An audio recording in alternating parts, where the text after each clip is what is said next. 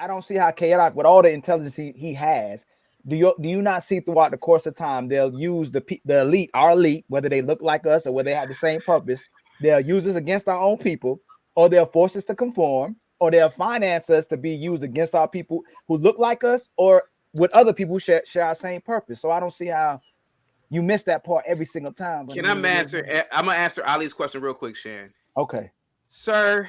Let's assume there's a big grand conspiracy. Let's assume everything you're saying is right. What is stopping you from living in predominantly black nation states? There's about 70 of them. What's stopping you? If this big white man is such a boogeyman, what's all you gotta do is get a passport and go live in Liberia. But I don't get how's that. When I ask you a question, you answer like go move somewhere. I'm asking you to address that point. Okay, how about this? For the sake of your question, I'm going to agree with you, just for the sake of the answer. Okay, I agree with you. The white man did all those things. Okay, I'm going to stay here and not complain and benefit off this free market capitalistic society that has made my life beautiful. I don't want to live in Africa. It's a shithole. I don't want to live in the Caribbean. I don't want to live in South America. I want to live here.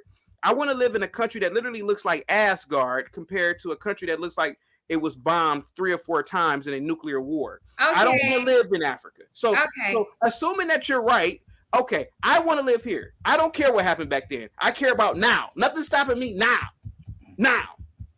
Now, nothing's stopping me. Okay, you guys, we had to move on. Please don't. I don't care what happened back then. Okay, you guys. Some of you Negroes need to be. Never mind. Okay, so I don't know if this is a video or the audio because we didn't know we had the rights to it, but we're gonna listen to it. Okay, this is our very own Mr. Anton from the Lapeef Network. A certain group of people shouldn't have children at all. Take a look. I don't believe that poor people should be having children. Having children when you don't have money creates more problems for the kids and society at large. And let's be honest, it's the middle class and more importantly, rich people that are now responsible for paying for poor people's children.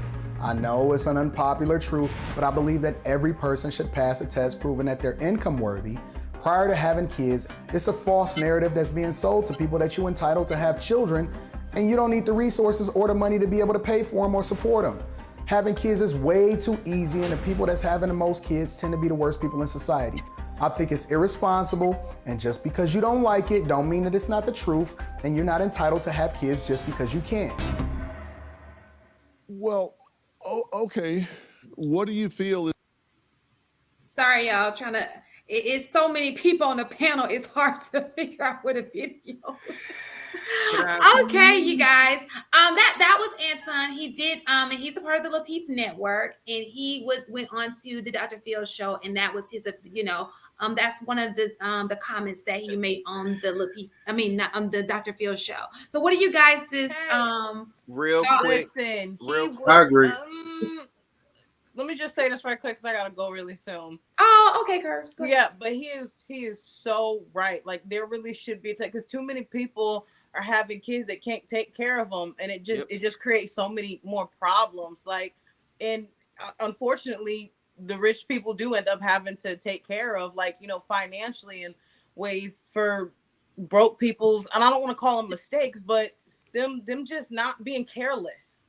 I'll use the word of being careless. So yeah, that's all I have. We should definitely tighten up on that, and there should be some rules and regulations before people just start popping out babies that they can't fully financially take care of, and they're giving them like a half-assed life. So, yeah. Thank you, Curves. Anybody else wanted to jump in here? All I have to say is, and I've said it again about Anton, the man is Michael Jordan in Game 4 of the 1992 NBA Finals when Jordan scored 46 points. The man is an incredible black man, and one day there will be statues and chapters in books after Anton. That's all I gotta say. The man is spot on. Go ahead, guys. You got the floor. Okay. Go ahead, Marcus. Okay, Marcus and Chanel. Okay. I completely 100%, 1000% disagree with him. First of all, that whole eugenics way of thinking that you have to create a barrier for entry into birth. What if we did create barriers to entry into birth? Let's say we use height. Let's say we use attractiveness. Let's say we use where any of the people speaking on this exist. And then if they don't come from wealthy people, the opportunity to work your way into becoming wealthy to fit whatever standard or barrier that the gentleman was speaking on, it doesn't exist. So we don't, none of us exist in that space. And if tax dollars are the issue, there are several blacked out itemized things that the military spends we don't discuss, foreign aid that we don't discuss. We supporting wars, and we just left probably $600 million worth of equipment to the Taliban. We're not talking about that. To complain about people having basic necessities like food and water and say they don't deserve to live, food and shelter, and say they don't deserve to live, it's actually ironic when you think about what other barriers could have been created. Because I'm sure, what other barriers could have been created. So I'm gonna leave it right there. Go ahead. I'm sorry. I disagree, but with stipulations. I think that married people whom the father has a job, whether you are rich or poor, could have children, in my opinion. I don't think single motherhood should be as high as it should be. And I think that's where the biggest problem stems from. It's single parents and usually single motherhood that is putting the strain on the economy in this country. But if we look at back into the Depression times, there were a lot of married couples who had children, and they were very poor, but they were still able to live a life. Maybe it wasn't the best quality of life, but they were still able to fulfill that God-given desire to have children and to have a family. And I don't think just the elite should have that wonderful gift that God has given us. Anybody else wanted to? I was just going to say, I agree with Chanel in terms of being in a position in terms of mother and father. I think that's our biggest issue, is that we're having so many children out of wedlock. And when we say that the mom and dad is the cornerstone of a family, so we're missing that part. But if we went by what he was saying, we wouldn't have like a lot of African Americans who are doctors, who are lawyers. Many of them grew up in poverty, like Ben Carson.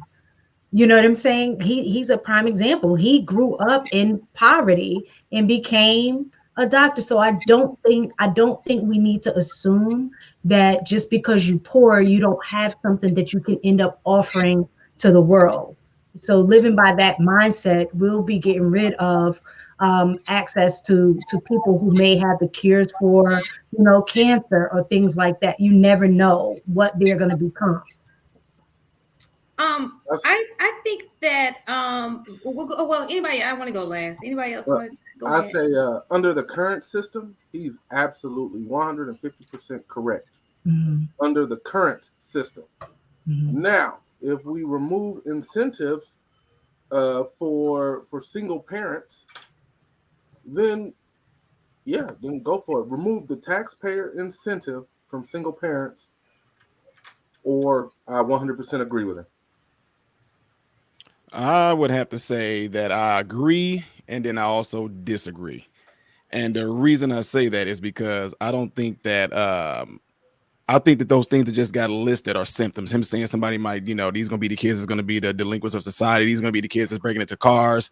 I seen that episode on there. We actually kind of went at this a little bit last night about this.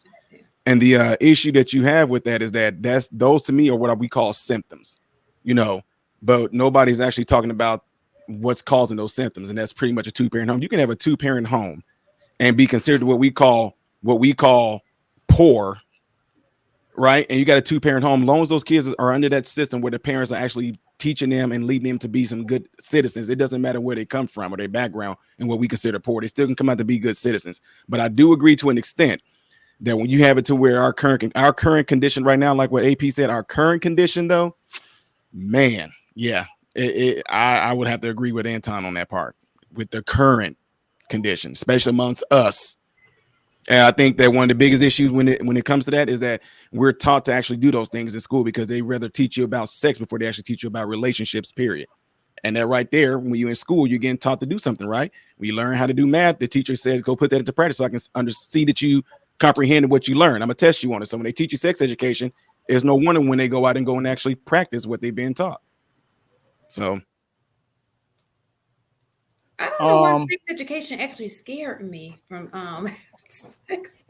It's promoted nowadays. It scared the shit no, out today is porn. It's pornography is what it is today, for real. But go ahead, Ali. 19% of the United States population are on some type of form of welfare. 13% is on SNAP. Let's say just getting food, right? But it's odd to me that now, in one hand, our leaders, our great elite black leaders, are telling women to focus on the family, and then on the other hand, they're telling us to be elite and be wealthy and have a certain amount of money before we can have children. Majority of us wouldn't be here if it wasn't for our parents having us in poverty. Most of us came from poverty, and even today, 60 to 70% of the population live check to check. Now, so I ask, are we living for luxury? Are we living for cars, houses, the best of the best, keeping up with the Joneses? Jeffersons coming up like the Jeffersons? Or are we supposed to be investing in people, in children? That's the greatest creation you have, the greatest asset you have. So you have people go, your kids have become a liability. Liability to what? We're asking our women to focus on the children and us and the family unit. What are we doing? Like, what are we putting all our wealth and money into? That is the most ignorant thing to ever tell human beings, not to have children because they live in some form of poverty when we're here to have kids.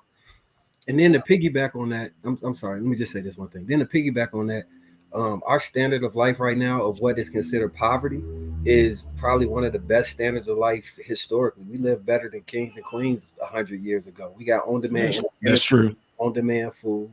Our houses, we got air control systems. Our standard of living is greater than it's ever been. So it's just nonsensical, actually. It's crazy. I think that, I agree and I disagree with like a lot of people on the panel. For me, I don't agree that people should stop having kids. I do agree some people who are in poverty, or some people in general, because you don't necessarily have to be in poverty to have a mindset that's detrimental to society. And I think that those are the people who don't need to have kids. The people who don't care about education. I'm sorry. The people who don't want to do better, who pedal, put on a pedestal gang by, doing this and doing that. They think it's cool to murder somebody.